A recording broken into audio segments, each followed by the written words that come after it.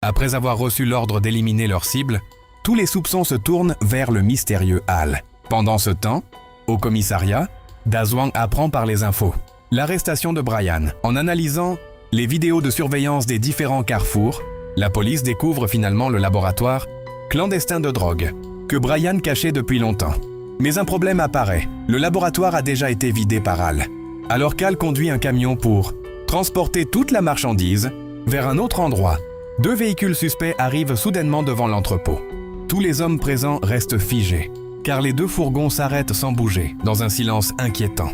Quelques secondes plus tard, après avoir neutralisé tous les gardes, Wei Lang descend calmement du véhicule avec un regard méprisant. Sans dire un mot, il attrape Hal par les cheveux et le traîne violemment devant tout le monde. Hal, pourtant impitoyable avec Brian auparavant, n'ose cette fois répondre à aucune provocation. Pris de peur, il promet à Wei Lang de produire encore plus de drogue et de travailler pour lui, à une seule condition, pouvoir rencontrer le mystérieux Monsieur Li. À l'extérieur de l'entrepôt, Da Zhuang et son collègue arrivent enfin sur les lieux. En découvrant les corps et les dégâts, ils comprennent immédiatement que la situation a dégénéré. Da Zhuang enfile rapidement son gilet pare-balles, recharge son revolver et décide d'intervenir immédiatement pour arrêter les criminels. Son collègue tente pourtant de le raisonner, estimant qu'il est trop dangereux d'entrer sans renfort. Mais Da Zhuang, persuadé que c'est l'occasion parfaite pour capturer tout le réseau, fonce seul à l'intérieur.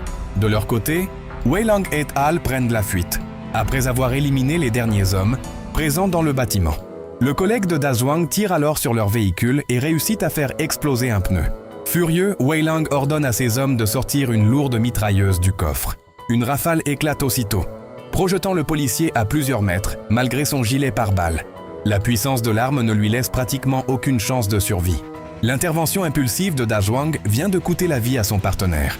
Plus tard, au commissariat, le chef de la police explose de colère. Il reproche à Da Zhuang d'avoir gâché une opération qui aurait pu démanteler tout le réseau criminel.